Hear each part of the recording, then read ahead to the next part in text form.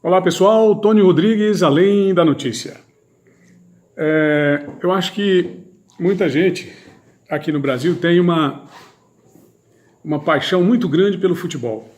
Aliás, o futebol faz parte da vida do brasileiro. Nelson Rodrigues foi um dos grandes cronistas do país. Ele falava sobre a vida brasileira, né? Falava sobre política, falava sobre o cotidiano das pessoas e tal, e falava sobre futebol. Tanto é que ele definia o Brasil como pátria de chuteiras. Posteriormente, ele passou a definir como pátria em chuteiras. E ele também, a partir de 1958, quando o país ganhou a sua primeira Copa do Mundo, a seleção brasileira de futebol, ele passou a dizer que, por conta disso, o Brasil perdeu o seu complexo de vira-latas, porque até então era o grande sofrimento brasileiro porque nunca tinha conquistado uma Copa do Mundo. E, a bem da verdade, nos faz muita falta a todos nós como... microfone. Bom, a todos nós como brasileiros, desde sempre, a cada Copa do Mundo, a conquista daquele caneco, né, da Copa do Mundo. E para o flamenguista, é aquela seleção de 1982 que tinha como base o time do Flamengo.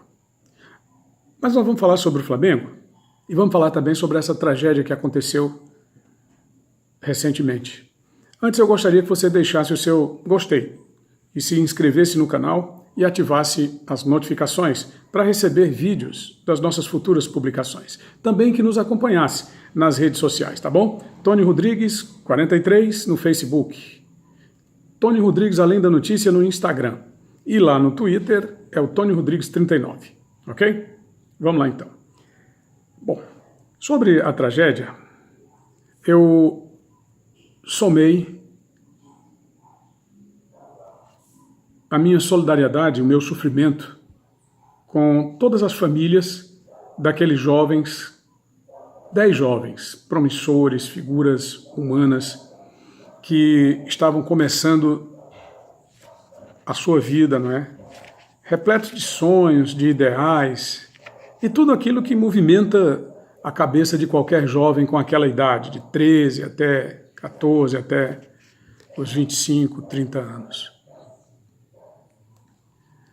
E penso que o futebol, assim como qualquer das artes, na vida de um jovem é determinante porque é capaz de retirá-lo de atividades obscenas, como drogas. Inclusive defendo muito as escolinhas de futebol em pequenas cidades do interior, as bibliotecas, as salas de leitura, os espaços culturais nas escolas públicas aos finais de semana.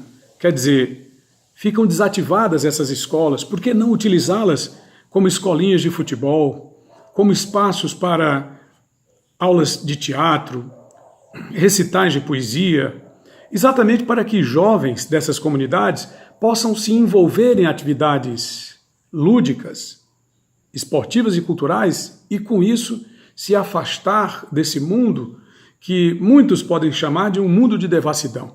Isso, claro, sem levar para essa questão religiosa, para essa questão pecaminosa. Não é nada disso, eu estou falando sobre o mundo real em que nós vivemos hoje e que a gente precisa considerar e ponderar sobre ele, porque era exatamente essa a vivência, era exatamente essa a imagem que eu tinha e que via refletida naqueles jovens, porque foram jovens que saíram deste mundo, não é?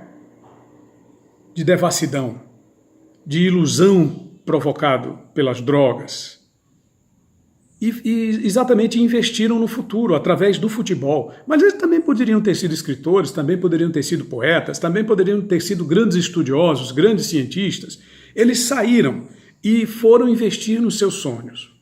E esses sonhos esbarraram naquela situação, naquela circunstância trágica que nós todos estamos assistindo até agora. Quer dizer, uma tragédia que não vai se apagar nunca da memória de qualquer dos seus familiares e nem da trajetória do nosso país. Não apenas daquelas pessoas que amam, como eu, e como todo e qualquer flamenguista desse Brasil, porque aqui nós só temos duas torcidas, todo mundo sabe como, né? É quem é flamenguista e quem é contra Flamengo, anti-flamenguista. Mas a gente tem que respeitar, claro.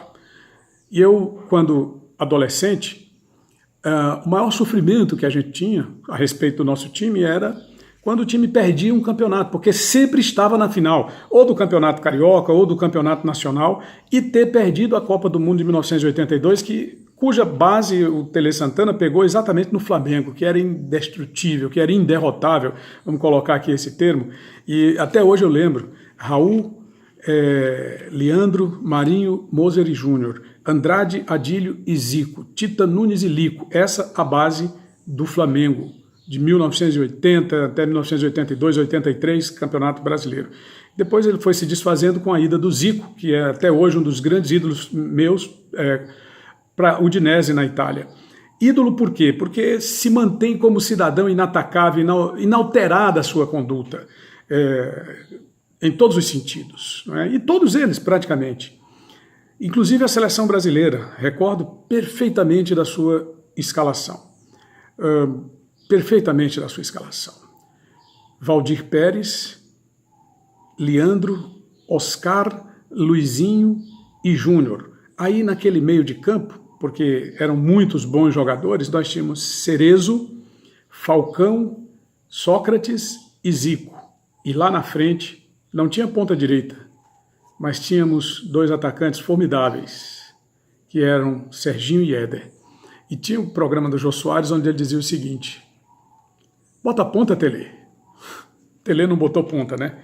O Tita, que era do Flamengo, não foi convocado para a seleção, pelo menos na escalação final. E aquilo foi uma tragédia para nós. Era a grande tragédia de todo flamenguista, né?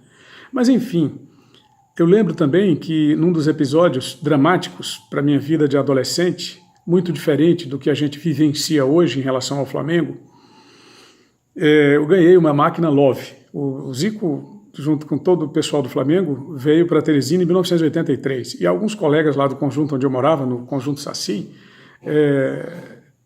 eu ganhei a máquina Love para a gente fazer fotos com os jogadores. Só que a máquina Love era uma máquina precária. Você tinha que fazer as fotos e revelar praticamente logo depois. Se deixasse passar algum tempo, ela não tinha mais nenhuma serventia depois de fotografar, era uma máquina descartável, né, a máquina Love. Se você se lembra, se não faz uma pesquisa aí no Google, você podia fazer selfie, né, já tinha naquele tempo, mas na hora que terminasse de bater, tinha que levar, e aí nós deixamos os filmes estragar dentro da máquina. Infelizmente, perdeu-se, né, foram feitas lá no Luxor Hotel, que é o mesmo Hotel Piauí, na Praça da Bandeira, todo mundo lá na piscina e muitos amigos do Conjunto Saci e os próprios jogadores do Flamengo. Zico já tinha o contrato com a Udinese, mas ainda não tinha se apresentado. Bom, enfim, e aí minha mãe ficou muito chateada e disse para minha tia: por que não